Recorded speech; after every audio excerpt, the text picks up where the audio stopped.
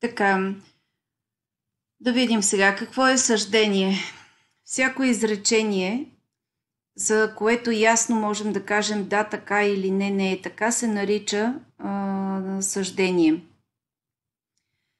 или твърдение. И това е материята, с която работи математическата логика. Например, днес е 30 септември. Това е съждение и то е вярно съждение. Примерно, ако кажа сега е пролет, това е пак съждение, само че е невярно съждение. Защото ясно мога да кажа да, днес е 30 септември. Не, днес не е пролет. Така че изреченията формират съждения, но не всяко изречение е съждение. Например, заповедните изречения «Затвори вратата». Това не е нещо, на което можеш да отговориш с да или не. Не е изречението «Вратата е затворена», тогава е съждение, но «Затвори вратата» не е съждение. «Затворена ли е вратата» също не е съждение. Така, значи трябва да е нещо, което е ясно истина или ясно лъжа. Съответно в логиката истината има стойност единица, а лъжата има стойност 0. Съжденията ще ги означаваме с букви от латинската азбука, от края на азбуката. П, Q, R, S, T, малки букви. И, например, съждението П е Бургас е на брега на Черно море и П има верностна стойност единица. И пълното записване е това В от П е равно на 1. Но по-закратко пишем само П е равно на 1. Ако Q е съждението 17 минус 2 е равно на 5, тогава Q е равно на 0. Сега, когато няколко съждения ги свържем с различна дума, която ги съединява, например, казваш нещо и нещо, или казваш нещо или нещо, или казваш не е вярно, че, или казваш ако се случи нещо, то следва друго нещо. Тоест, когато правиш такива умозаключения и когато правиш такива твърдения, ние казваме, че формулираме с операции, правим операции между съжденията. И основните операции в логиката, това са логическото и, отрицанието, равнозначността, импликацията, или те си имат съответни понятия, съответни дефиниции и понятия в логиката. Логическото и се нарича конюнкция. Логическото или се нарича дисюнкция.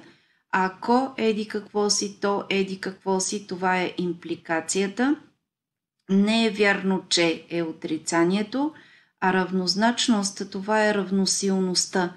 Тогава и само тогава, когато. Или точно тогава, когато.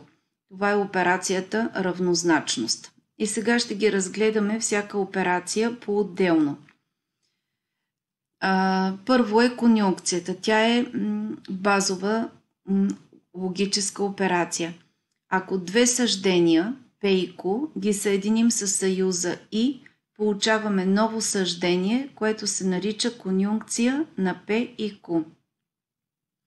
Значи, примерно, ако П е Мария е от Бургас, Q е Мария е студентка. Значи тогава новото съждение Мария е от Бургас и е студентка. Това е по-голямо съждение. Това е ново съждение, създадено от другите две съждения, обединени с съюза и. И сега, ако аз кажа това изречение Мария от Бургас и е студентка, ще бъда права, когато и двете неща са изпълнени. Т.е. Мария наистина е от Бургас и Мария наистина е студент. Т.е. само при две истини, ето тук в таблицата са означени най-отдолу при две истини, конюнкцията е истина. Какво означава тази таблица? Нека П е Мария е студент. Ако да бъде Мария е П да бъде Мария от Бургас, ако да бъде Мария е студент. Сега, това са две отделни твърдения. Нулите и единиците тук показват всички възможни комбинации между тези две твърдения. Значи, възможно е Мария да не е от Бургас, примерно да е от Пловдив, и да не е студентка, а да е, например, ученичка. Тоест, тогава и П и Q ще бъдат лъжа, но и двете ще бъдат нули. Може Мария да не е от Бургас, обаче да е студентка. Тогава П е 0, Q е единица. Може Мария да е от Бургас, но още да е ученичка или да работи нещо, да не е студентка. Тогава П е единица, Q е 0. И в последния вариант и двете да бъдат истина, т.е. Мария наистина да е от Бургас и наистина да е студентка. Така в логиката, когато имаме две съждения, ние правим такава верностна таблица на съждителния израз, за който ще говорим малко по-късно. И съответно в тази таблица изброяваме всички възможни комбинации между истина и лъжа, между двете променливи. Ако станат 3 променливи, тогава редовете стават доста повече, стават 8, а не само 4. Конюнкцията се означава с ето този знак, като една колипка надолу остра и се чете П и Q или П конюнкция с Q. По-бързо се чете като П и Q. Записва се по този начин. И колонката на конюнкцията показва един вид формулата, как се смята. При едното да е лъжа, конюнкцията е лъжа.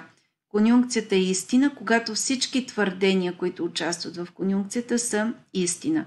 Значи при две съждения и първото и второто трябва да са истини, за да бъде и тяхното логическо и истина. Ясно ли е това нещо?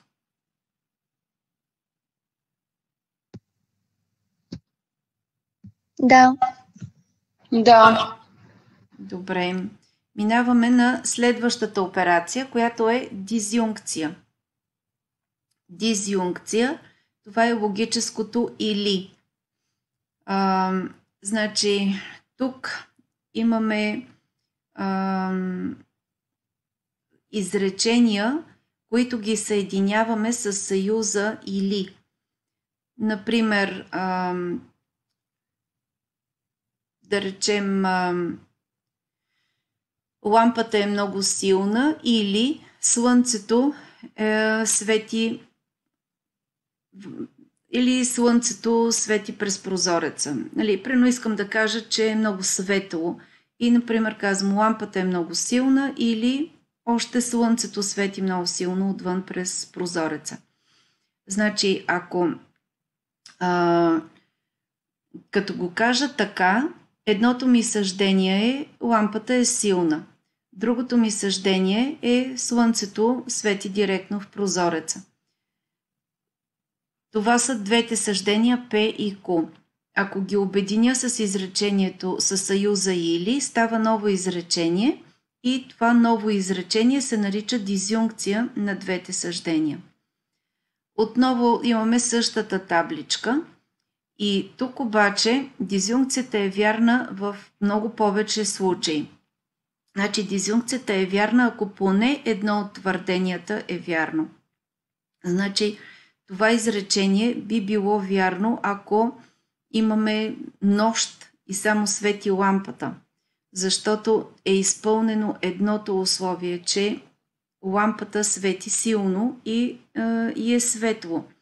Също може да е вярно и през деня, когато няма въобще лампа пусната, а само слънцето свети през прозореца. И може да е вярно и когато има и лампа, има и слънце. Тоест, тук илито е вярно, когато поне едно от съжденията, които формират цялостното твърдение, е вярно. И илито не е вярно единствено при две нули. Тоест, тук синьото поленце, което е означено. Ако няма слънце, няма лампа, тогава илито, изречението, което сме казали, е лъжа. Илито, което използваме в живота, е малко по-различно. Например, ние казваме до вечера ще отида на кино или на театър. и визираме, че ще отидем само на едно от двете, а не и на двете заедно. В логиката има такова или, което се нарича изключващо или и то има друго значение. Но класическото или позволява да е вярно само едното, но позволява да са верни и двете твърдения. Значи, примерно, якито е кожено или жълто, не означава да ги конфронтирам тези две неща. Тоест, може да е кожено, може да е жълто, а може и да е кожено и да е жълто. Например, мернали сте някъде едно яке и казвате, якито беше кожено или жълто ли беше, нали, не сте го видяли много добре, но сте прави и ако е само кожено, и ако е само жълто, и ако е едновременно и кожено, и жълто. Така, дизюнкцията се означава с обърната нагоре такава остра колипка. Значи конюнкцията беше надолу е този знак, това е логическото и, а при дизюнкцията е обърнато нагоре, това е логическото или. А това е таблицата на вярност на дизюнкцията. Тоест един вид едно или едно е равно на едно. Едно или нула е равно на едно. Нула или едно е равно на едно. 0 или 0 е равно на 0. Така, ясно ли е това нещо? Да. Така, това е илито. Сега, следващата операция е отрицанието. Когато имаме някакво изречение и кажем не е вярно това, дето току-що казах, тогава аз правя отрицание на твърдението. Например, Бургас е на Черно море. И аз казвам, не е вярно, че Бургас е на Черно море. Аз правя отрицание на съждението. И сега, ако изходното съждение е вярно, неговото отрицание е лъжа. А ако изходното съждение е лъжа, неговото отрицание е вярно твърдение. Например, това, което аз казах в началото, Бургаса на Черно море, е вярно. То е истина, то е единица. А Бургас не е на Черно море, вече става 0. Съответно, ако кажа Бургас е столица на България, е 0, а Бургас не е столица на България, е единица. Тоест, не винаги нето означава лъжа. Например, отрицанието на столът е счупен, столът е здрав. Значи, отрицанието на няма ток е има ток. Отрицанието на вратата е затворена, вратата е отворена. И отрицанието на вратата е отворена, вратата е затворена. Тоест, тези две твърдения са взаимно обратни и няма едното да е по-неотречено на другото. Тоест, ако кажа цветята са бели и цветята не са бели, значи едното и другото изречение са взаимни отрицания като двойка. Така че отрицанието на нулата е единица, отрицанието на единицата е 0. Операцията отрицание я записваме с една чертичка над буквата, която използваме. Например, ако П е съждението, П с чертичка е отрицанието на П. Мога да сложа чертичка, ето тук върху цялото, както е П дизюнкция с Q, мога да сложа отгоре една голяма обща черта. Това означава, че аз отричам цялата дизюнкция. Тогава отрицанието на цялата дизюнкция не е да отрека отделно П и отделно Q, а го гледам като едно цяло. Т.е. ако отреча цялата дизюнкция, колонката ще стане, както е сега 0, 1, 1, 1, ще стане 1, 0, 0, 0. Така, значи отрицанието го слагаме с чертичка, тя може да е къса, дълга, всичко, което е под чертичката, се отрича. Казваме, не е вярно това, което е под чертата. Така, това е отрицанието и отрицанието е Достатъчно е да имаш П. Виждате, тук табличката няма 4 реда, има само 2 реда, защото имаме истина и лъжа. И отричаме истината и получаваме лъжа, отричаме лъжата и получаваме истина. Най-лесно се справяте с отрицанието, защото тук буквално обръщате нулите в единици и единиците в нули. Така, ето го това изключващо или, за което ви говорих, но няма да се спирам на него, само ви обръщам внимание. То има такъв знак плюсче, което е заградено и то е лъжа при 2 единици. Т.е. това е примера, когато казвам ще отида на кино или на театър. Ако случайно съм ходила и на кино и на театър, значи нещо лъжа, защото аз съм казала, че ще ходя или на едното, или на другото. Така, но на тази няма сега да се спирам, защото много я бъркате след това с другото или. Импликацията е много важна логическа операция. Това е така нареченото логическо следствие. От нещо следва нещо друго.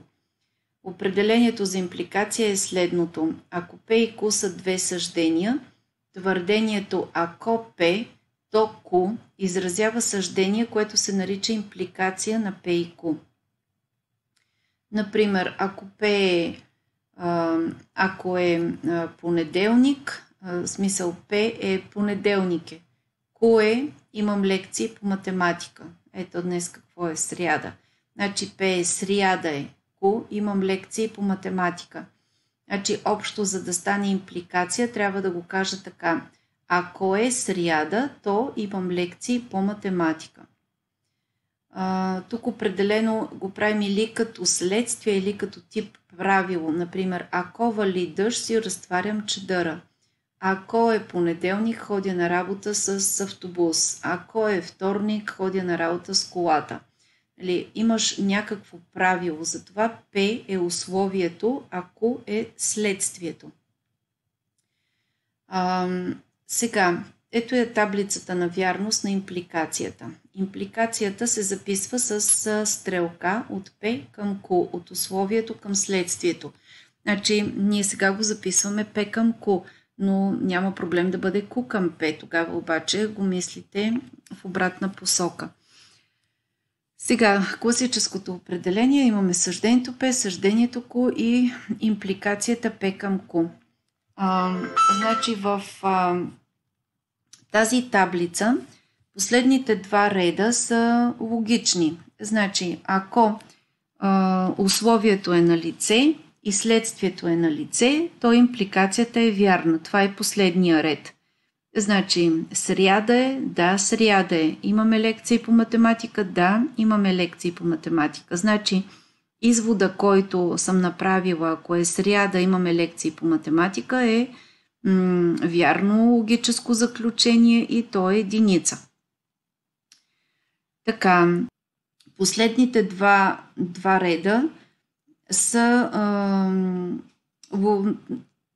така, мисля, че няма да имате проблем с тях да ги осмислите. Значи, когато условието е на лице, днеска е сряда, аз трябва да имам лекции. На последния ред имам лекции. Значи всичко е наред. Импликацията е истина. Пред последния ред сряда е, обаче нямам лекции. Значи нещо се е объркало, нещо не е правилно. Тоест моето твърдение е, че ако в сряда аз имам лекции, значи нещо не е баш така, защото аз нямам лекции, видимо. Тоест или не е сряда, или това, което го казвам, не е вярно. Така че тези последните два реда са разбираеми. По-неразбираеми са първите два реда, защото вижте как един вид тук пето е 0. Условието не е на лице. И моето правило е, ако е сряда, трябва да имам лекции по математика. Но един вид, ако не е сряда, аз не знам какво трябва да имам. Тоест, щом като не е сряда, може би нямам лекции по математика. Обаче, може пък да не е сряда, обаче пък да имам лекции по математика. Тоест, един вид, когато не си осигурил условието, не е сряда, не знаеш какво ще се случва. И съответно може да се случи да имаш лекции, може да се случи да нямаш лекции. И в този случай се приема, че импликацията е истина и в двата случая.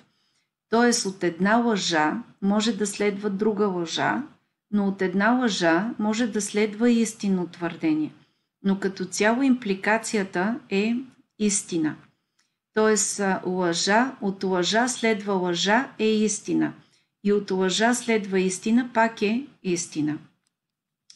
Точно ето това нещо води началото си от философската логика, че ако ти не си осигурил условието, нямаш право да държиш сметка на следствието. И съответно винаги от лъжа се приема, че следва и истина и лъжа е възможно да следва, затова импликацията от лъжа към нещо винаги е истина. Това схванахте ли го така като обяснение?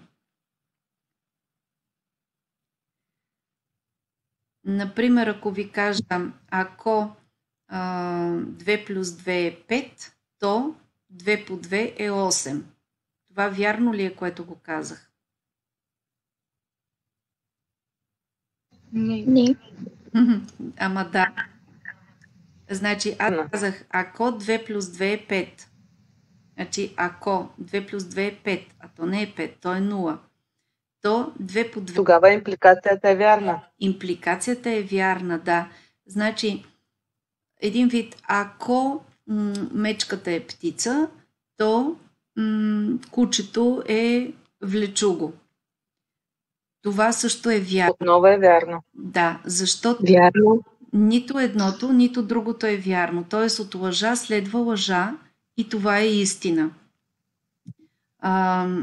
Така че тази част, ето тук от импликацията е доста объркваща и тя сега не се използва в такъв вид да си говорим такива изречения в ежедневието, обаче в науката, когато се доказват теореми, когато се проверява правилно мислене, логическо, в изкуствения интелект, когато се правят роботите, които да мислят, тези закони тук на логическото мислене са много важни. Значи, ако ти тук си сложил на първо място истина, е ясно, че от истина трябва да следва друга истина, а от истина не може да следва лъжа. Но ако на първо място стои лъжа, от лъжата може да следва лъжа и от лъжата може да следва истина. Ето в чист житейски план, например, казваме, на добрите родители отглеждат добри деца. Така, обаче това не означава, че лошите родители отглеждат лоши деца. Значи, ако имаме лош родител, пето ми е 0, нали, т.е. не ми е добър родителя, децата да са ми добри и лоши да е ку, значи при лоши родители може да имаме лоши деца, но при лоши родители може да имаме и добри деца. Например, благодарение на добри баби и дядовци.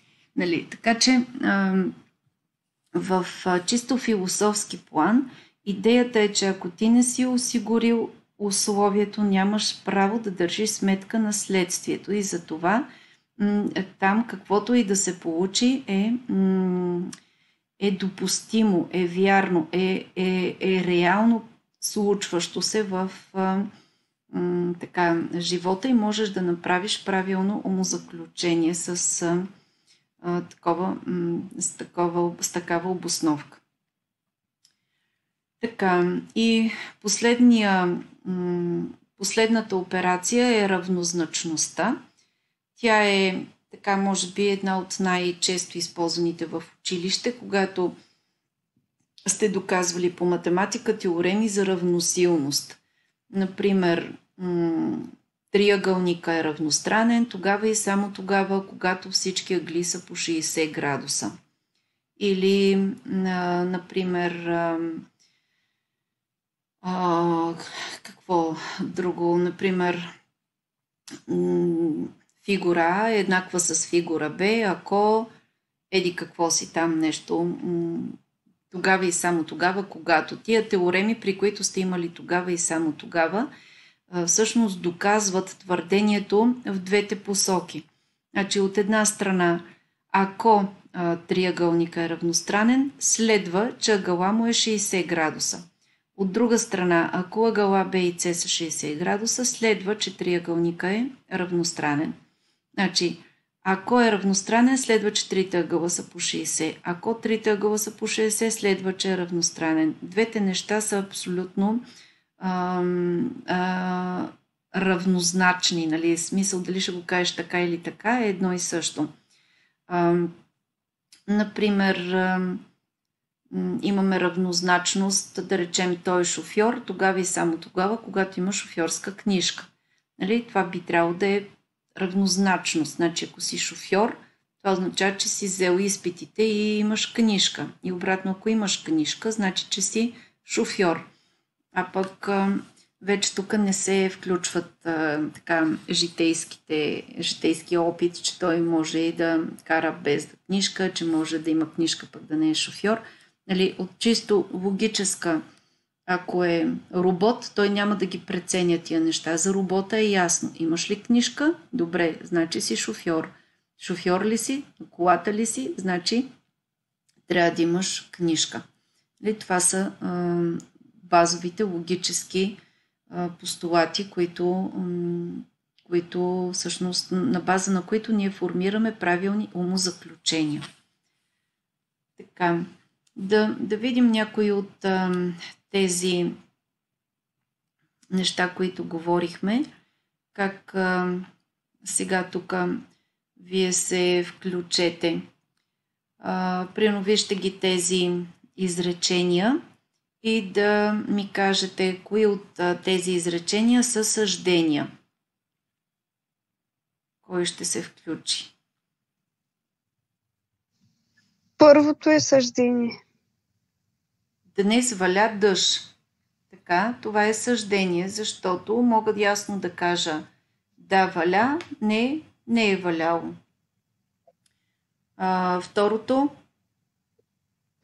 Също. Също е съждение. Утре ще бъде слънчево. Дали съм И сигурна? ти откъде? Ще бъде утре. Утре Дали не е съждение, защото ние не знаем утре какво ще бъде времето.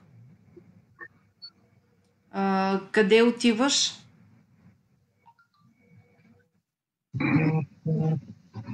Не е съждение. Не е съждение, защото не мога да кажа да, вярно е, не е вярно.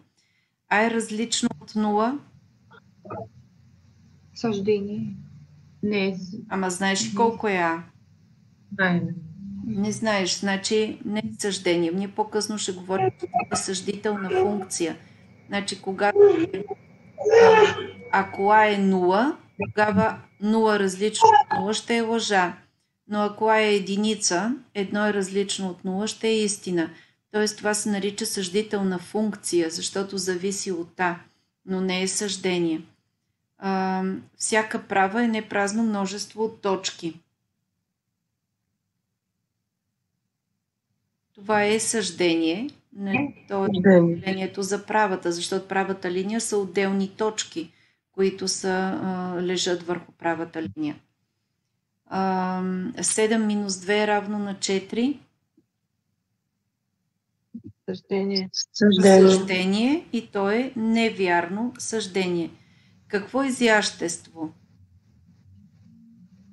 Не е съждение. Не е Не е съждение. съждение. Точно така. Значи такива как да го кажа, качествени заявления не са съждения, защото да определиш нещо за изящество е много субективно. Също е субективно дали нещо е малко или голямо. Например, малко, примерно 0,12. Сега малко ли е или е голямо? Като число така ни се струва малко 0,12, но представете си, че е някаква концентрация на някаква отровна съставка, която трябва да е много по-малко от него. Тогава 0,12 е много голямо и е опасно. Затова няма такива точни мерки за това дали нещо е малко или е голямо, ако не е съпоставка с нещо друго, с някаква отправна точка. Също за красив или грозен, за дебел или за слаб. Нали? Трябва някакси да го съпоставяш с нещо и това е много трудно да кажеш така просто много смело да, вярно или не е вярно. Така, хикс минус 2 равно на 0. Съждение. Съждение. Ама не е ли като подточка D? А е различно от 0 беше там, а тук е хикс минус 2 равно на 0. Откъде знаете колко ви е хикса? Значи, ако хикса е 2, 2 минус 2 равно на 0 ще бъде вярно. Но ако хикса е 3, 3 минус 2 равно на 1 и 1 не е равно на 0, ще бъде лъжа. Тоест, това тук ви зависи от хикса. Дали е вярно или не е вярно. Затова това не е съждение, е съждителна функция. По-скоро за А-то, А различно от 0, нали, понякога казваме, че е съждение, защото все едно казваме, че приемаме, че числата са различни от 0, но сега тук да не влизаме в тая подробност. По принцип с началните букви от азбуката А, Б, С означаваме константи, т.е. не такива променливи, ами казваш това е константа и тя е различна от 0. Докато с хикс, Y, Z обикновено означаваме променливите и ги търсим тях. Ние не знаем колко са и ги търсим. Значи хикса ти е променлива и не я знаем колко е и я търсим колко. Затова сега тук, ако съм с математици, ще кажем, че е различно от 0 е съждение, но в случая, за да не се объркваме, когато има буква и вие не знаете каква е стойността на тази буква, значи казваме, че това не е съждение. Нечетните числа се делят на 3. Вярно ли е? В смисъл съждение ли? Съждение, да. Това е съждение, но не е вярно съждение, защото примерно 5 е нечетно число, но не се дели на 3. А пък 9 е нечетно число и се дели на 3. Но ти като го твърдиш така общо, го твърдиш за всички, не го твърдиш за 5 е така, за 9 е иначе. Значи не е вярно, че нечетните числа се делят на 3. Има поне едно нечетно число, което не се дели на 3, например петицата. 55. Пусна един формуляр да ми попълните.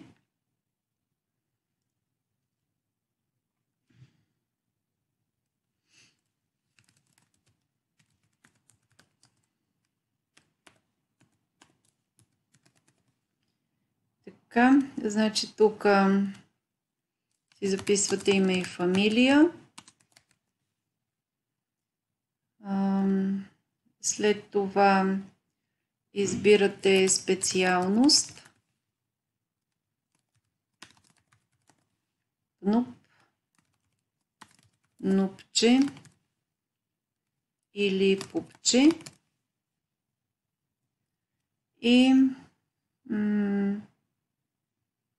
И тук да използвам и възможността да ми напишете имейл за връзка, за да имам и вашите мейли. Така, специалност имейл, така, значи споделям ви го. Ето тук на чата. Моля да ми попълните тази форма сега. И така, ако някой има някакви въпроси, може да пише тук в чата. Значи имаме още малко време и си довършвам лекцията. Така. Значи бяхме още малко на въпроси тук. Я да видим сега.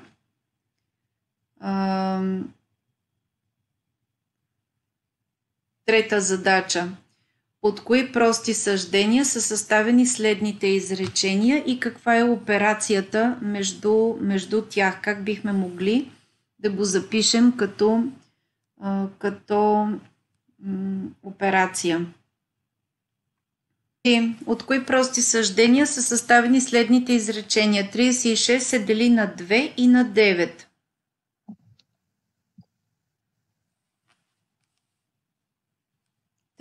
се дели на 2 и на 9. Кои са простите съждения? 36 се дели на 2 и 36 се дели на 9. Точно така.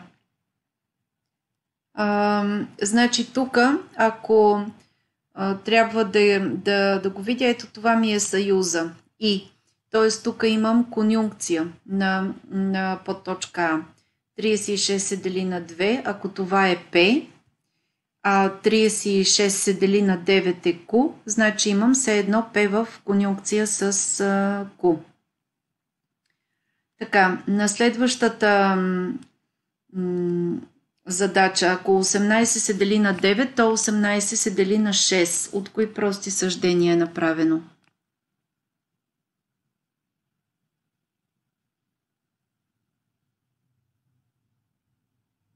Кои са простите? Равнозначност. Не операцията. Кои са съжденията? Ако 18 се дели на 9, Ама без ако. Ето това ви е едното съждение. 18 се дели на 9 е едното съждение.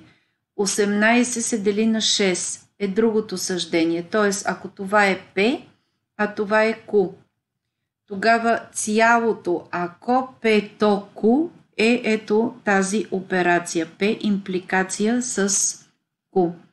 Значи, простото съждение е 18 се дели на 9. Другото просто съждение е 18 се дели на 6. И когато двете съждения ги свържем в словосъчетание ако П то Q, получаваме ново съждение, което се нарича импликация на двете съждения. И го записваме ето по този начин, който е тук. А вярно ли е съждението? Вярно ли е твърдението? Вярна ли е импликацията? –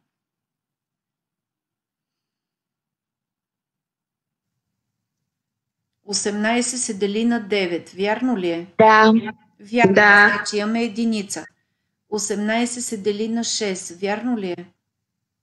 да, Вярно е. да, Имаме 1 към 1 и това е равно на 1. едно. Защото импликацията беше 0, само когато от истина следва лъжа, тогава беше равно на лъжа.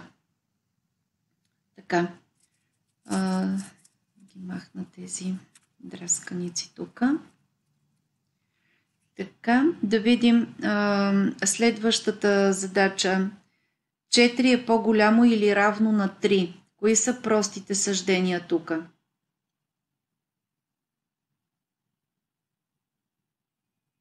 46 се дели на 2 и на 9. Не, в подточка С сме. 4 е по-голямо или равно на 3.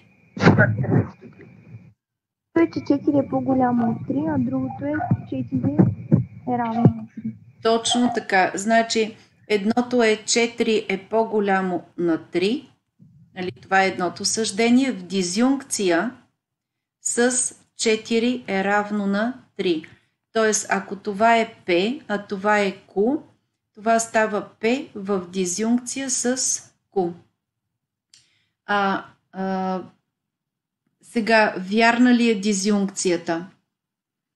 4 по-голямо от 3, каква стойност има? Едно. Или лъжа? Е истина, значи е единица. А 4 е равно на 3, Q каква стойност има? 0. 0. Така. И всъщност става 1 или 0, което на колко е равно? Едно. На 1. Защото казахме, че дизюнкцията е вярна, когато поне едно от твърденията са верни. Така, тук да видя да си взема максималната гума. Така, да видим следващия пример. Учителят е в клас, но учениците ги няма. Как бихме го разбили на съждения и коя е операцията между тях? Кои са простите съждения? Учителят е в клас Така. и другото е учениците ги няма. Така, а може ли да съобразите каква е операцията? Значи това е нещо, което го виждам и го констатирам и казвам, че едновременно виждам, че учителя е там, но децата ги няма. Тоест това е нещо, което се случва в един и същи момент. Значи коя е тази операция? Изключващо? Не. Трябва и двете да са верни, за да е вярно това, което казвам. Равнозначност. Не. Вижте под точка А. 36 се дели на 2 и 36 се дели на 9. Значи това е вярно, когато и двете са верни. Учителят е в клас, на учениците ги няма, ще е вярно, ако наистина е там. Значи това е конюнкция. Понякога имаме ното, нали, акцентира на нещо, че на някакво отрицание, но всъщност идеята на това изречение е, че аз влизам и виждам, че учителя е там, а децата ги няма. Тоест виждам две неща. И двете неща, за да са ми верни, това е конюнкция. Значи учителят е там, е единица. Учениците ги няма, е единица. 1 и 1 е равно на 1. Е конюнкция и малко е така в по-нестандартен вид. Сега в подточка Е, четириъгълникът ABCD е успоредник, тогава и само тогава, когато диагоналите му се разполовяват от пресечната си точка. Това какво е като твърдение? Коя операция? Равнозначност. Значи едното твърдение е четириъгълникът ABCD е успоредник. А другото твърдение е, когато диагоналите на успоредника се разполовяват от пресечната точка. Значи ако това е P, а това е Q, това, което твърдим е P е равнозначно с Q. Това е равнозначност. И тя е, значи, ако е успоредник, задължително диагоналите се разполовяват, нали? От пресечната точка. И обратно, ако имаш диагонали, които се разполовят от пресечната си точка, те непременно правят успоредник. Значи тук имаш от 1 към 1 е равно на 1, а в същото време, ако това не е успоредник, а примерно е нещо като хвърчило е такова, тогава задължително и диагоналите няма да се разполовят. Т.е. от 0 ще имате 0 и обратно пък от това, че диагоналите не се разполовяват, следва пък, че това не е успоредник. Така че в 0 с 0 дава единица и единица с единица дава също единица. Така.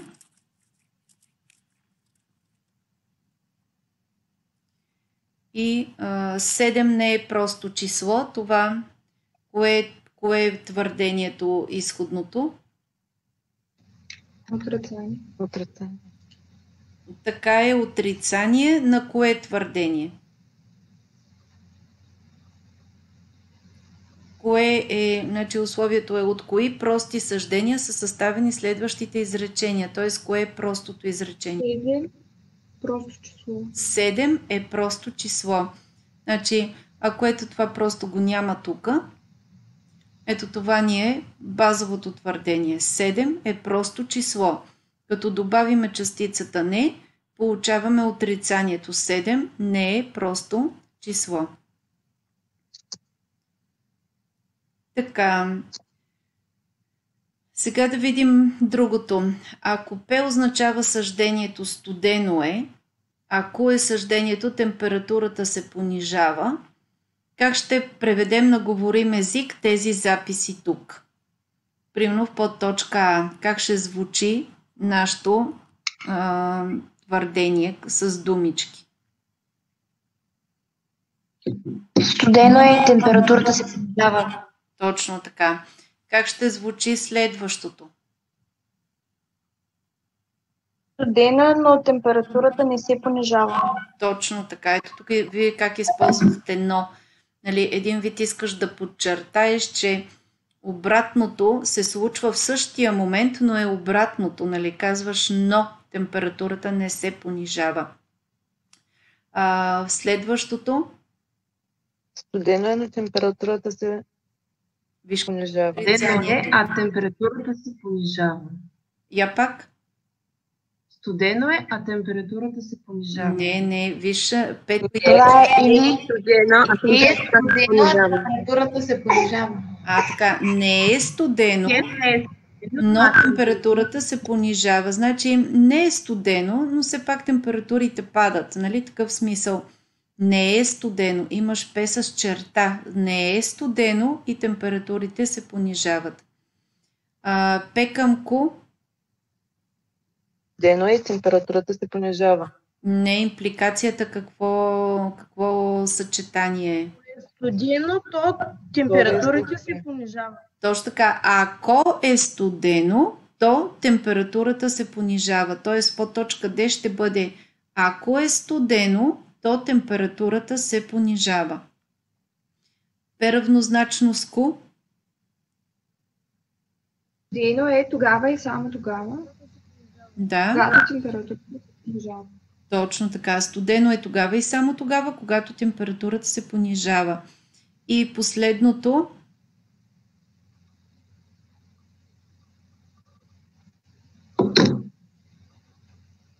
Не е студено, но и температурата не се понижава.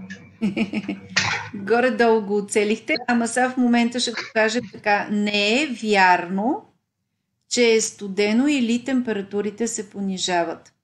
Нали? Тая черта отгоре отрича. Не е вярно, че, а отдолу студено е или температурата се понижава. Следващия път ще говорим за едни закони на Де Морган, които точно това третират. Как става отричането на и отричането на или. Така. А сега ни питат, кои от следните съждения са верни? 20 дели на 3 и на 8. Вярно ли е? Вярно. Вярно е, защото тук имаме все едно. Едно в конюнкция с едно е равно на едно. 24 се дели на 3. Вярно е. 24 се дели на 8. Вярно е. Между тях има и. Той става ето така. Едно и едно. Това е за подточка А. Сега в подточка Б. Вярно ли е?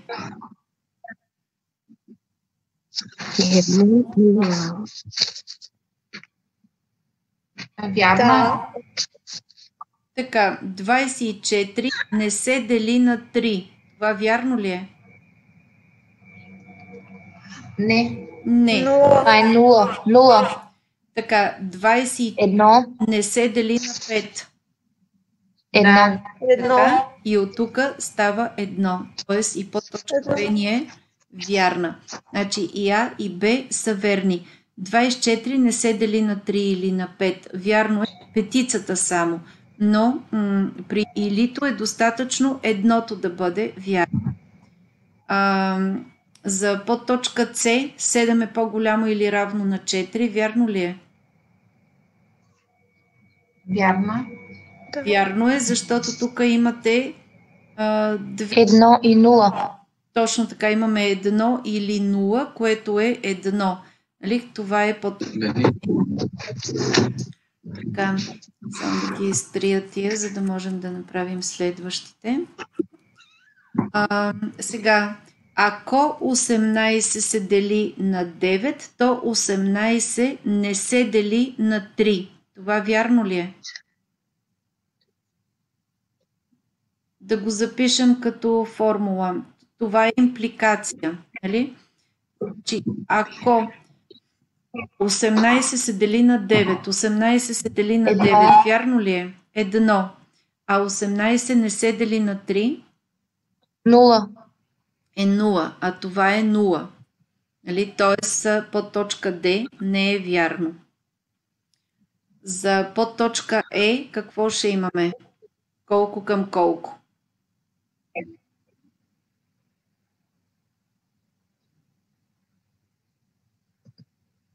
1 към 1. 1 към 1, т.е. това е равно на 1.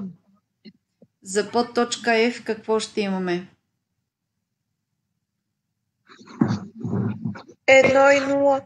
1 към 0, което пак ще бъде 0. И за G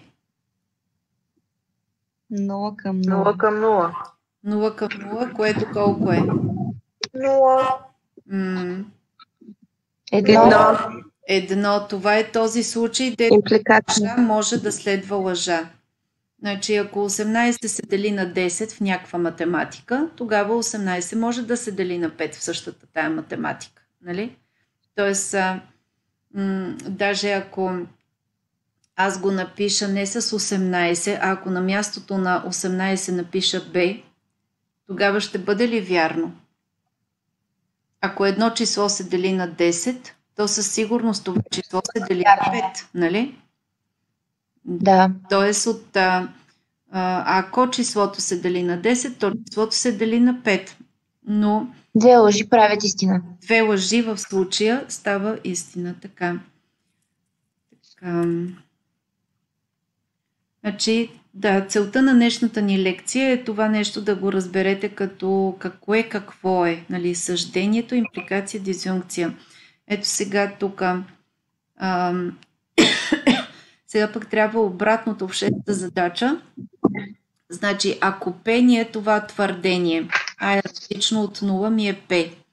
B е различно от 0 е Q, а C е различно от 0 R. Как да запиша, примерно, по точка А? Ако А е различно от 0 и B е различно от 0, то А по B е различно от 0. Това са тези теореми от теория на числата, че ако едно число не е 0 и другото число не е 0, то тяхното произведение също няма да бъде 0. Нали, тук под А, Б и С разбираме някакви константи. Затова ги приемаме за съждения. Как да го запиша? Под точка А.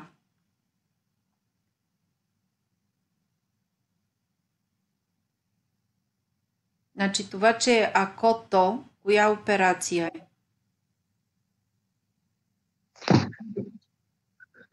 Импликация. Импликация. Значи имам импликация. Сега обаче условието на импликацията е ето това. А то е нещо и нещо. Тоест то какво е по своя страна? Нещо и нещо. Конюнкция. Конюнкция на кои твърдения? На P и Q. Значи тук имам P конюнкция с Q. Импликация към кое?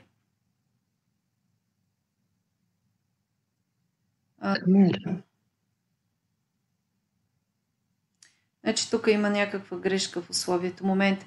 Ако P е твърдението А е различно от 0, ако е твърдението Б е различно от 0, това не е С различно. Значи не е С, а е А по Б. А по Б е различно от 0, е R. Нали? Ето така. Тоест P към Q отива към кое?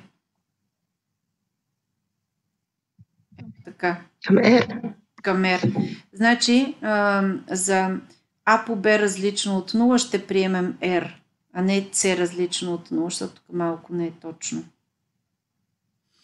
Така, това е за подточка А. За точка Б как ще бъде?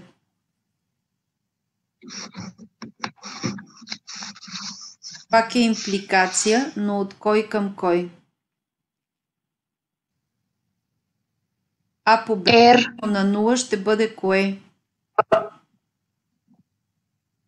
R е А по Б е различно от 0. А по Б равно на 0, какво ще бъде? Отрицанието на R. Т.е. тук ще имаме R черта. От R черта какво ще следва?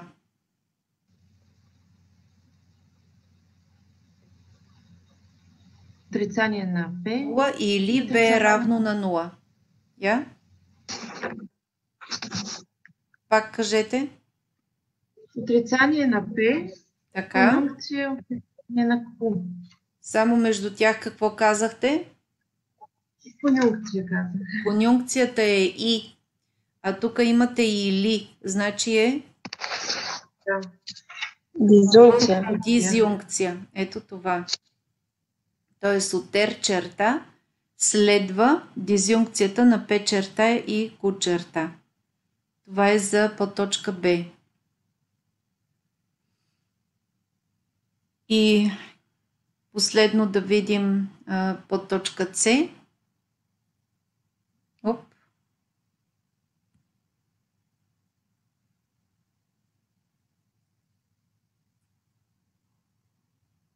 За подточка С какво ще имаме?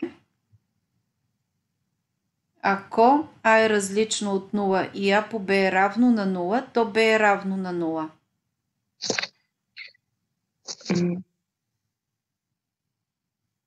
П, конюнкция R. R какво? Отрицание на R. Отрицание. Отрицанието на R, точно така. Импликация към Ку. само Q. Отрицанието на Q. Точно така. Отрицанието на Q. И вижте как значи, логическите формули могат да се, умозаключенията, които ние правим, се записват се записват чрез такива логически изрази и на нас те са ни неразбираеми. Нали? За човек, който се занимава с математическа логика, са абсолютно разбираеми какво означават, но логиката всъщност превръща в ето такива конструкции, като такива изрази от този тип, различни начини на мислене, на правилни умозаключения и така се създават и дигитални устройства и се програмират как да работят. Това стои в основата на изкуствен интелект, в основата на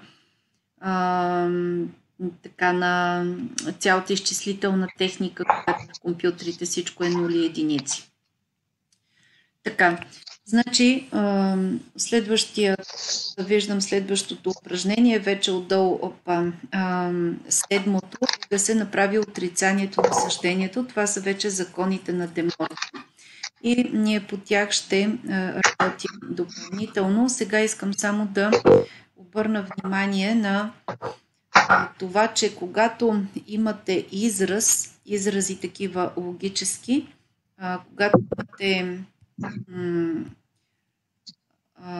когато свържем различни букви при логически константи ПQ с различни операции между тях, получаваме така наречения съждителен израз. Например, ако имаме израза А е равно на P импликация с Q черта. Интересуваме се кога този израз е верен и кога не е верен. Това не е като 5 плюс 5 е 10, да имаш един отговор на задачата. Тук имате няколко възможности и то колко възможности. Значи имате точно 4 възможности, защото за тези P и Q самото P да е истина или лъжа и самото Q може да е истина или лъжа. И като ги комбинираме тези възможности, стават 4 редчета, това, което гледахме в таблицата. И съответно, за да построя израза, както е тук А е равно на P към Q черта, P мога да го гледам от първата колонка, значи примерно 0, 0, 1, 1. Q обаче, нали, в началото съм си го записала колко е, но на мен в израза не ми участва Q, ми участва Q черта. Затова си правя допълнителна колонка за Q черта и си я попълвам нея. Значи Q черта е отрицанието на Q. Т.е.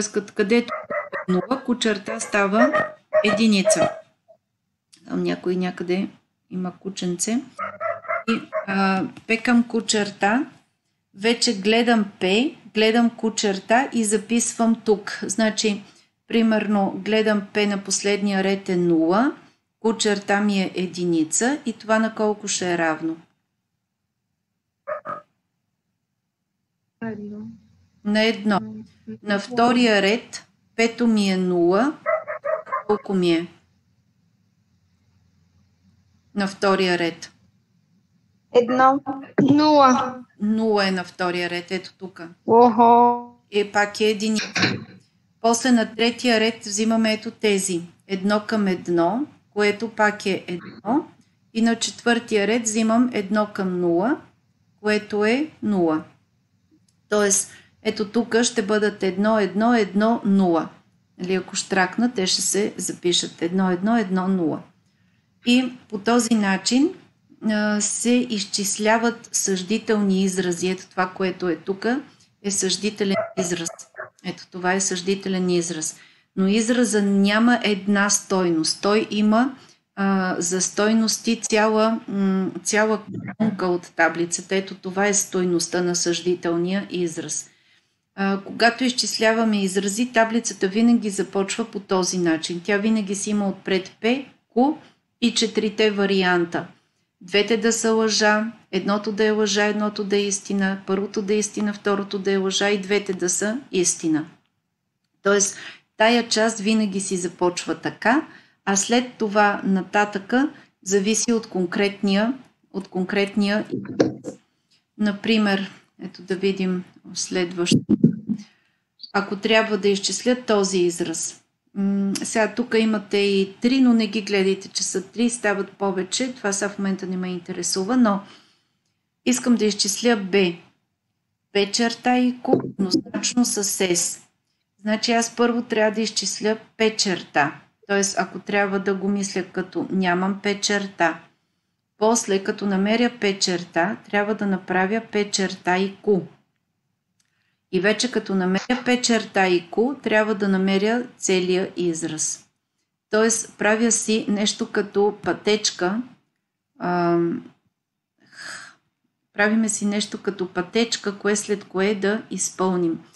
Тоест, първо си правим алгоритъма като стъпки и след това вече стъпваме във всяка една от колонките и изчисляваме съответната стойност за съответния израз. И това всъщност ще го упражняваме сега в понеделник, за да се научим да правим таблици на вярност на различни изрази, защото това така... По принцип това се прави от компютър. Не смятат хората сериозно такива таблици на ръка, но е важно да разберете, да формираме едно логическо и абстрактно мислене, прилагайки съответните правила на логическата математика в конкретни задачи. Така, сега ще приключим до тук. Значи лекциите видяхте къде са ви, тук на сайта ги има и като има ги тези упражнения, които гледахме в момента, има и съответно и лекцията като текст, който можете да си прочетете. Значи ние сме стигнали до тук операциите и стигнахме до съждителен израз. Ето тук до съждителен израз с даване на няколко примера за съждителен израз. Значи, след това ще продължим от четвърта точка, т.е. до трета точка сме си направили лекцията днес и по време на упражненията ще се упражняваме вече с задачи от ето от този вид, примерно от 10-та задача, само че там съм ви направила листчета, по които да работим.